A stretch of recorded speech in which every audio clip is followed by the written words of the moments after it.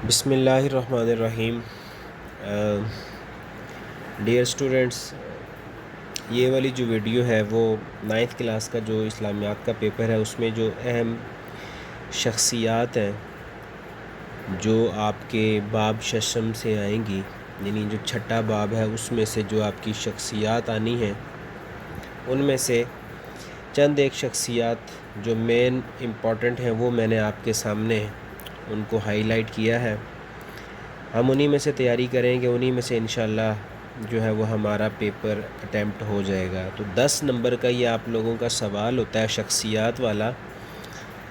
اس میں سے آپ کو 4 شخصیات آئیں گی، 4 میں سے آپ نے جو ہے وہ 2 کو اٹیمپٹ کرنا ہے۔ مختصر آپ نے نوٹ لکھنا ہوتا ہے، 5 نمبر کا ایک نوٹ آپ نے تحریر کرنا ہوتا ہے، ٹھیک ہے؟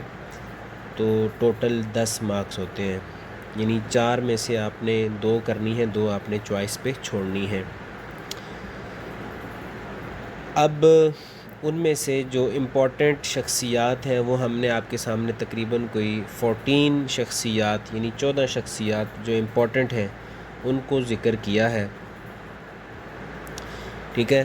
یاد رہے کہ جو باب ششم میں شخصیات ہیں وہی آپ کے پیپر میں سیپریٹلی پوچھی جائیں گی، پیپر میں آئیں گی۔ اس کے علاوہ کسی باب کے اندر کوئی شخصیت کا ذکر ہوا ہے تو وہ آپ کو ان شخصیات کے اندر شامل نہیں ہوگا، یعنی ان شخصیات کے اندر وہ انکلوڈ نہیں ہے، ٹھیک ہے؟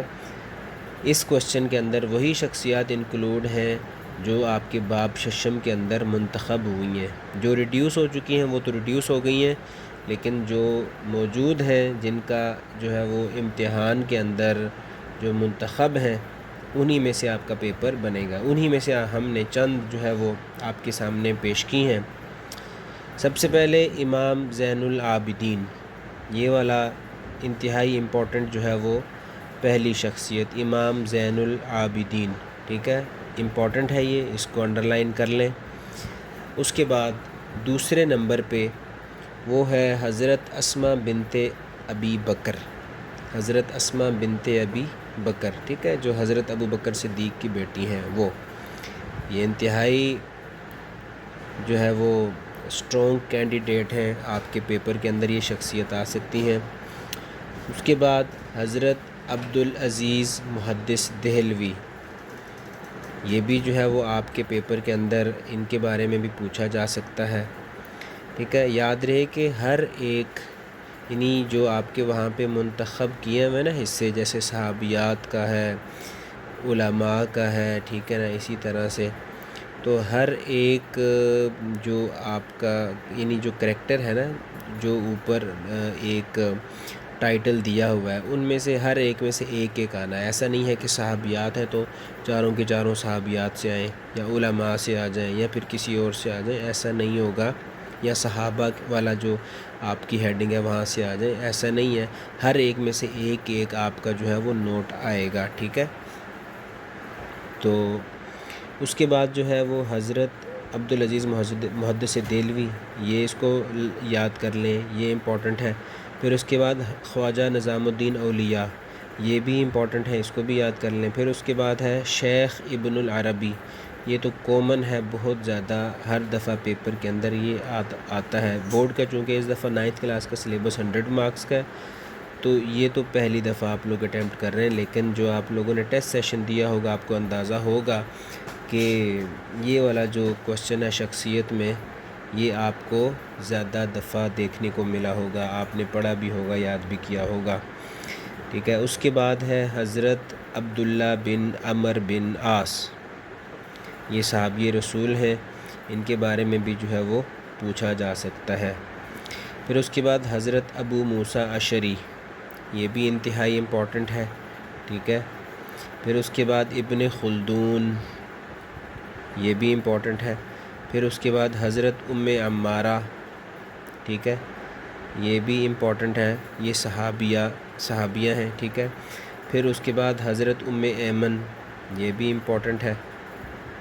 پھر اس کے بعد حضرت انس بن مالک رضی اللہ تعالیٰ عنہ، یہ بھی آپ کا جو ہے وہ امپورٹنٹ شخصیت ہے۔ پھر اس کے بعد حضرت لال شہباز قلندر، ٹھیک ہے؟ یہ بھی جو ہے وہ شخصیت امپورٹنٹ ہیں، یہ صوفیاء میں سے جو ہے وہ. اور اس کے بعد جو ہے وہ حضرت زید بن علی یہ بھی جو ہے وہ امپورٹنٹ ہے. پھر اس کے بعد جو آپ لوگوں کا آخری ہے وہ حضرت عمر بن امیہ. تو یہ ٹوٹل جو ہے وہ آپ لوگوں کے 14 ہم نے جو ہے وہ اس میں سے شارٹ لسٹ کیے ہیں جو آپ کے زیادہ امپورٹنٹ ہے. انہی میں سے آپ کو انشاءاللہ 4 آئیں گے، چاروں میں سے آپ نے 2 کو جو ہے وہ اٹیمپٹ کرنا ہے. 10 نمبر کا یہ آپ کا سوال ہے، انتہائی آسان ہے، کوئی اس میں مشکل نہیں ہے، کوئی آپ نے اتنا زیادہ لینتھی نہیں لکھنا ہوتا.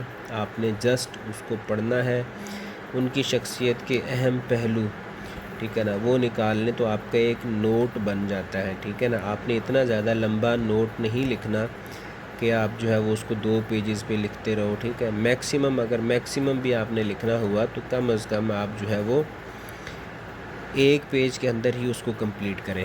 ٹھیک ہے، 1 پیج کے اندر ہی اس کو کمپلیٹ کریں. لکھنے کا طریقہ ایک تو یہ ہے کہ سمپل آپ نے جو ہے وہ ایک ہیڈنگ دی اور سارا نیچے لکھ دیا. دوسرا جو اچھا امپیکٹفل طریقہ ہے وہ یہ ہے کہ آپ ہر ایک چیز کو علیحدہ ہیڈنگ دیں. مثلاً آپ نے کوئی بھی آ گیا، جیسے حضرت زین العابدین ہے. ٹھیک ہے، اب یہ شخصیت اگر آ گئی ہے تو آپ اوپر پہلے ہیڈنگ دیں گے تعارف. ٹھیک ہے، یا پھر تعارف کی اگر آپ نے ہیڈنگ نہیں دینی تو آپ نام یا پھر ان کی پیدائش.